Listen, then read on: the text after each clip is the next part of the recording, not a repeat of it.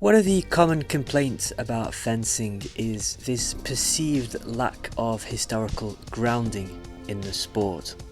When you think about swords and fencing, you probably picture some big mustached European swinging around a heavy sword. So when you see a modern fencer holding a lighter weapon and wearing shiny metallic gear, I wouldn't really blame you in thinking that fencing was something that was invented last year. The people who tend to be more interested in the historical side of fencing normally gravitate towards HEMA, which is great, but paradoxically, HEMA is something that is actually quite new, and modern fencing actually has a much longer history, which is something that us fencers too often ignore. Now, I'm definitely not an expert in history or the history of fencing, so to help me with this video, I spoke to John Jakelski, an American fencing coach who also has a keen interest in the history of fencing. I don't know where that's going to go, but I do know that we need to look more at our history because as I studied history at university, and people who don't know their history don't really know where they're going. So how did it all start? We could be here for several podcasts.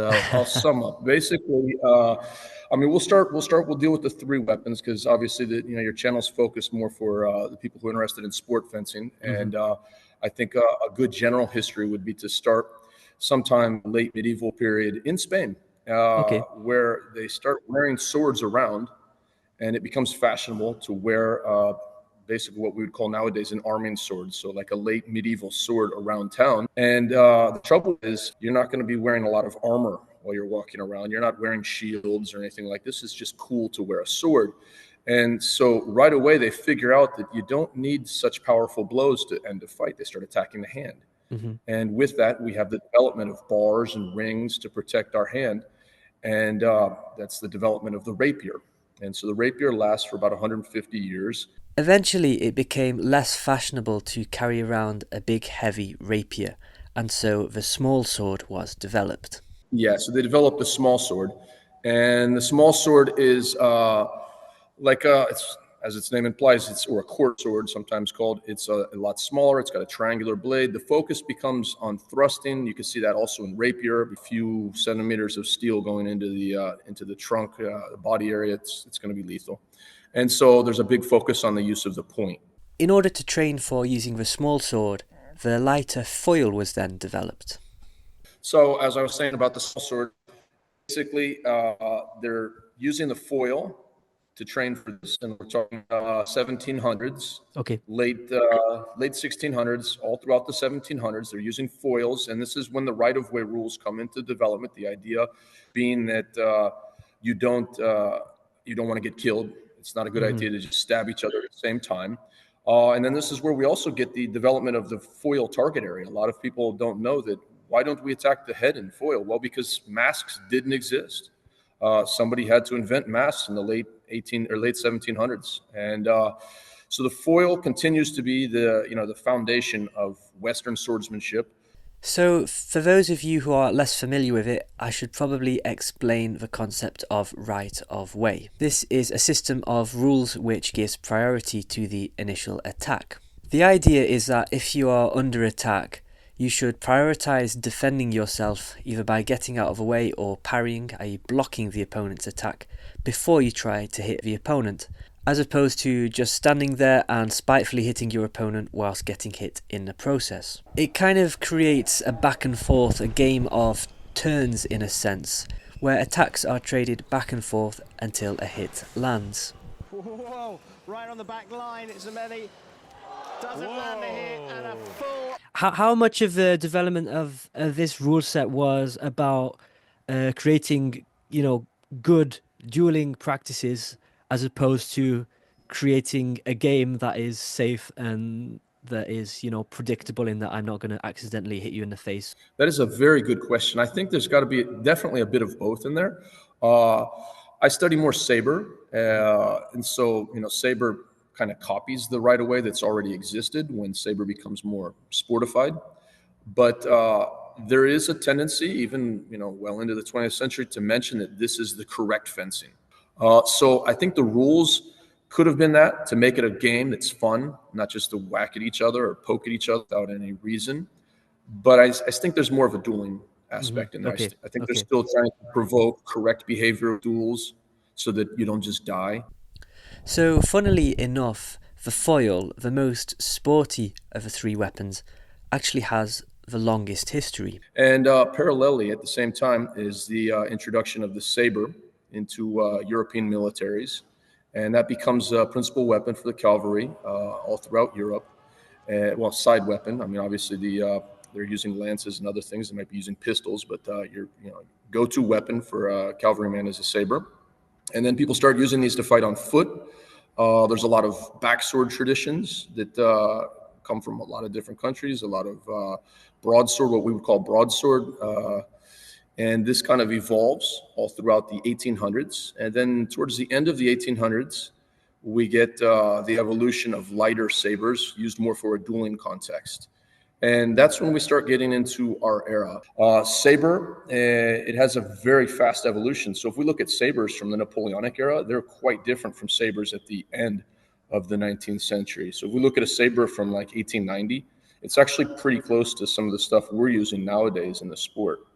And where we can see there hasn't really been any evolution in saber technology. We're using the same sabers. The sabers we use have been the same for a long, long time now. It's probably because of the rules. We can't really do anything with the guards or anything, but there was a massive evolution in a very short amount of time.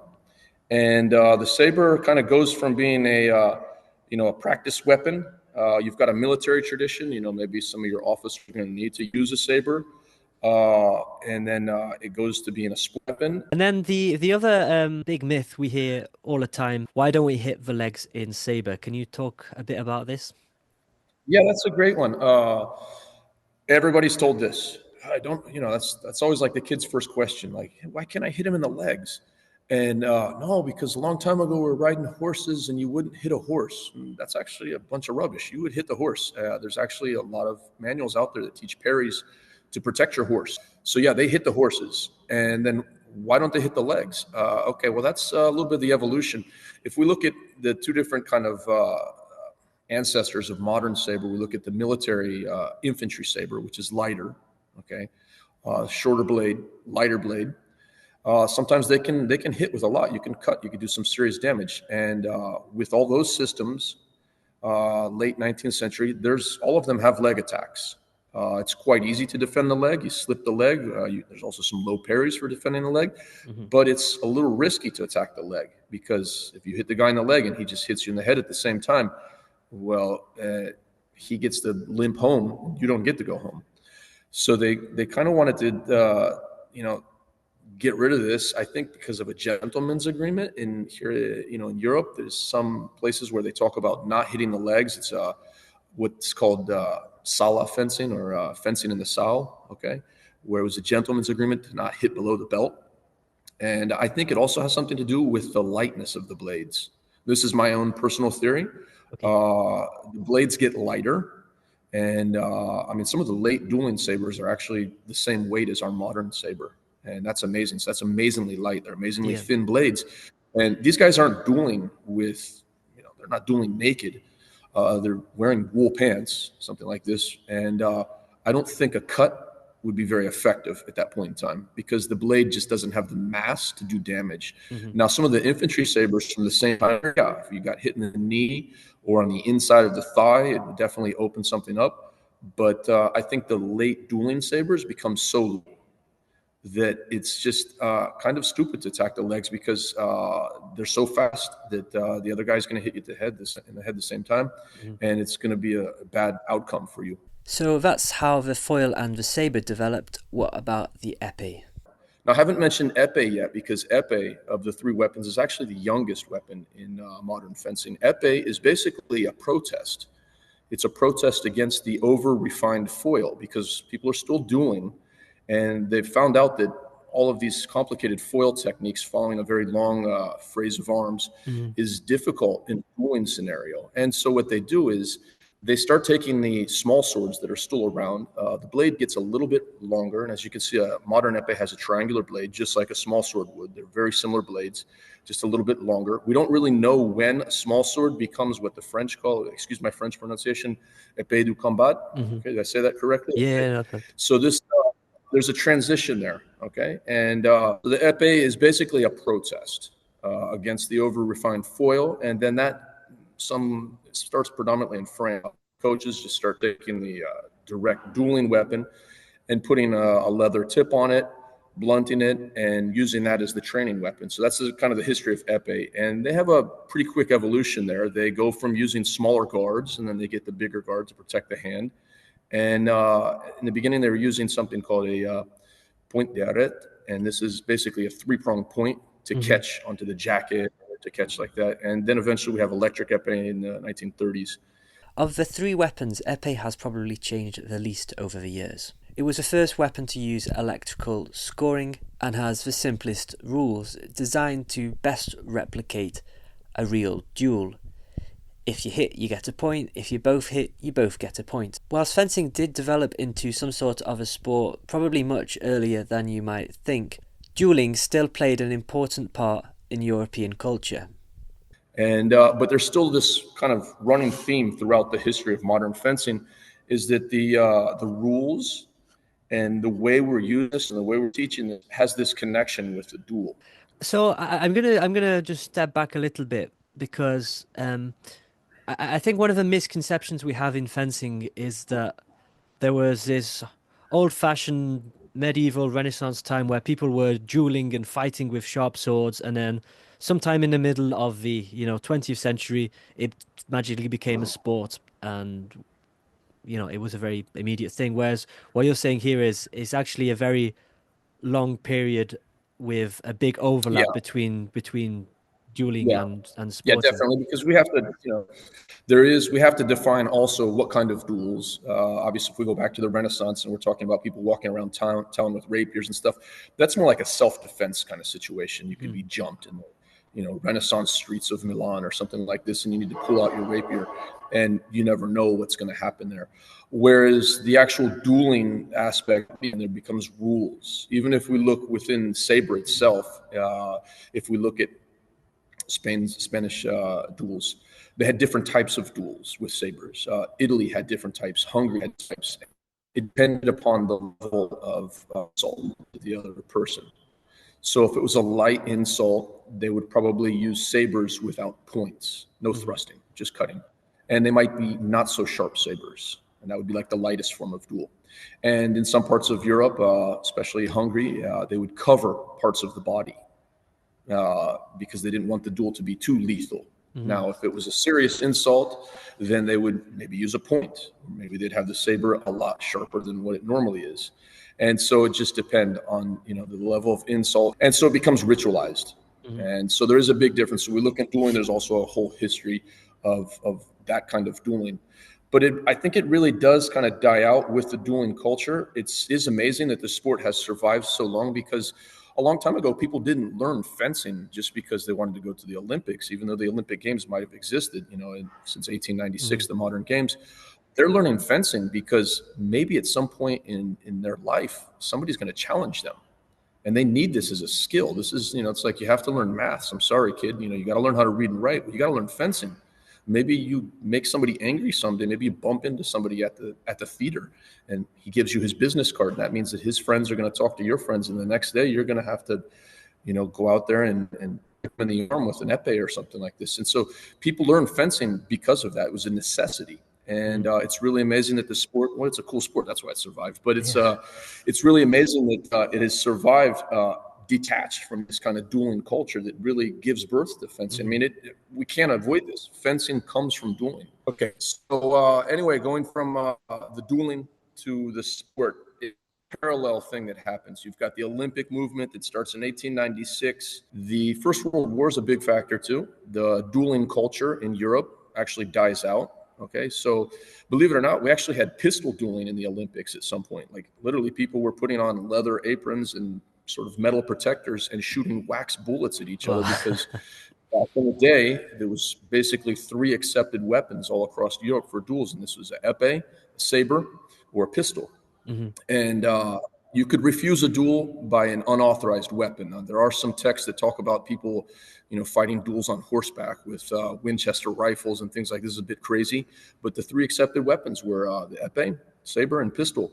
And so these become spring weapons. And that's kind of a little bit of a history there for, the dueling part. And with the First World War, this whole dueling idea sort of dies out. There are duels that continue.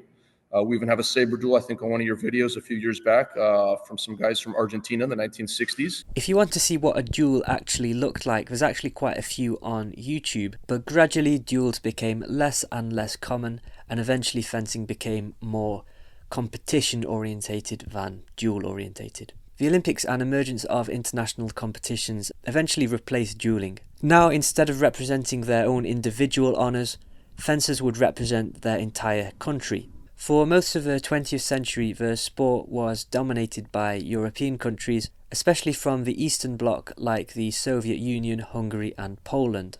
In the late 90s and 2000s, the sport began to grow worldwide, especially in Asia. This international growth continued throughout the 2010s and 2020s. At the most recent Olympics in Paris, the medal table was topped by 4 non-European countries, a sign of the global growth of fencing. The introduction of electric scoring also had a pretty huge impact on the sport. Prior to this, at competitions, judges were relied upon to spot who had landed a hit, which wasn't a particularly reliable system. Some people refer to this as the period of 4 blind men and a liar. Cheating was very easy and very common, so the electrical scoring system was really a necessity to provide some level of objectivity within the sport. It also had a significant impact on the way the game was played. In foil and to a lesser extent in epee, we saw the development of the flick, which is an alternative way of activating the sensors on the end of the weapons rather than simply thrusting in a conventional manner. In sabre, it also meant that you could score a point by landing a much lighter hit, and now you can also use any part of the sabre blade to land a hit rather than just the point of the blade or the cutting edge. So that's kind of how we got here. Now, I do think that fencing has probably preserved more of its martial validity than a lot of people might think. But at this point, most people in the sport, at least in the competitive part of the sport, really don't care about the what if they were sharp question. Most people are just happy to enjoy it as a sport in the same way you might with badminton or tennis, for example. Now, don't get me wrong, I don't actually think that fencing needs to accurately represent any real dueling practice, whatever your conception of that might be. For that, there is HEMA, which I'm sure does a much better job of it.